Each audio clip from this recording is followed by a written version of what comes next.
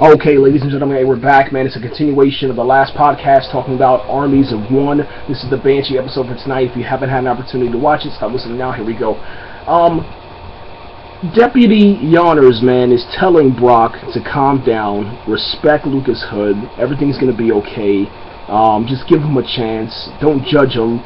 But Brock already has his mind made up. He thinks that since there's so much stuff going on inside the Banshee, it's all Lucas Hood's fault, and he wants to know why. Why does bad stuff follow Lucas Hood? And so now Brock is investigating Lucas Hood, and it's dangerous, man, because I don't know if Lucas Hood is going to let Brock escape, with his life if Lucas Hood finds out. And check this out, man. This is real stuff, man. I'm not playing around here.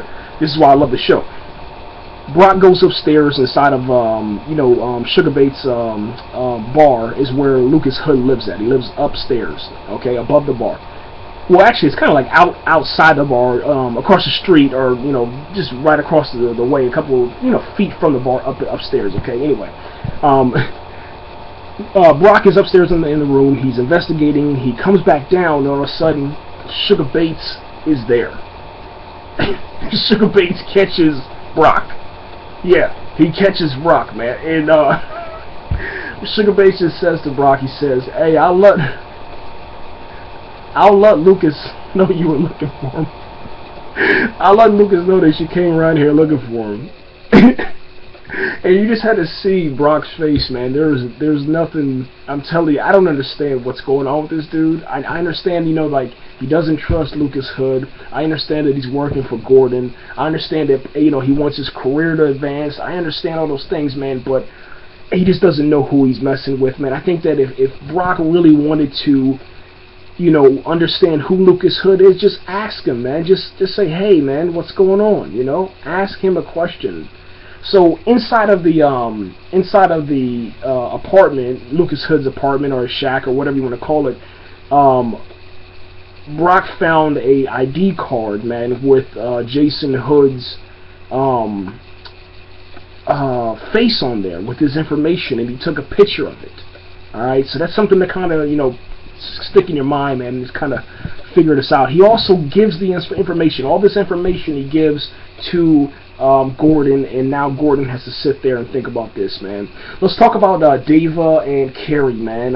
Deva and Carrie, before I get there, let's talk about Deva first. Deva goes on this student drivers thing inside of her high school. She's learning how to drive. All of a sudden, the girls in the back seat are total D-bags, and all of a sudden, she speeds up. She begins speeding up inside of her automobile, and almost kills everyone inside of the car, man. I mean, it was one of the most, I don't know, I guess nerve-wracking moments, man, because you don't know where the show is gonna go. There is no one safe.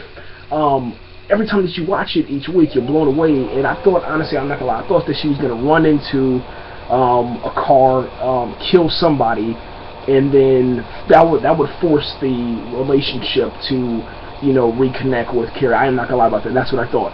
But Dave ends up, getting control of the car, and everybody's safe and sound. And then later on, you see Carrie Hopewell inside of a cafe, and then she, inside the cafe, and she's kind of reminiscing about when Gordon met Carrie. It was just, when Gordon met Carrie, like Harry met Sally, and all of a sudden, Deva, she comes in there, man, and she starts talking to Carrie, and the relationship is now, has the opportunity to begin to heal, man, and mend. And she asks, when did you find out your father was who he was? And also, what I think there is that this is the opportunity for Carrie to maybe tell Deva that her father is Lucas, man. I mean, I don't know. That's just me. That's what I feel, But that's neither here nor there, man. We're gonna kind of go back a little bit, man. Once Gordon Hopewell, man, gets to the location where Deva's at, the father of the daughter that was affected by this almost tragic incident with Deva's driving, he kind of confronts Gordon, and he confronts Deva, and he's like, your kid's a freak show or something like that. He says some crazy stuff.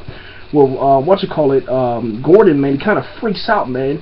He's like, you know, I'll crush your lungs in, I'll rip your head off, you know, stuff like that. He threatens this dude's life, man, and you kind of see at that moment, like, yo, there's some serious stuff going on with this character, man, Gordon. Okay, like there's anger, man. There's emotions that need to be addressed, man, and it's just crazy, yo. I don't even really know what to say besides it's that nuts, okay. You have a really awesome moment tonight, really awesome moment tonight between Max and Carrie. I'm telling you, man, it brung happiness and joy to me when I saw this scene, man, because it's a reunion of Max and Carrie, man, of mother and son, and yeah, the smile that Carrie does on camera, man, it's absolutely perfect, man, and you gotta give hats off, man, to Ivana, man. She is an amazing actress, man. Just gotta say that. It makes you smile. It feels real. It feels authentic, and that's what Cinemax is, man. It's just a perfect show, and you have to get into it, man. If you don't know what Banshee is, ask somebody, okay? We're out of here, man. That's enough time. We're gonna come back as soon as I start this other podcast. We'll continue talking, man, because there's a lot of stuff to address tonight. There's a lot of issues to talk about. We'll be right back.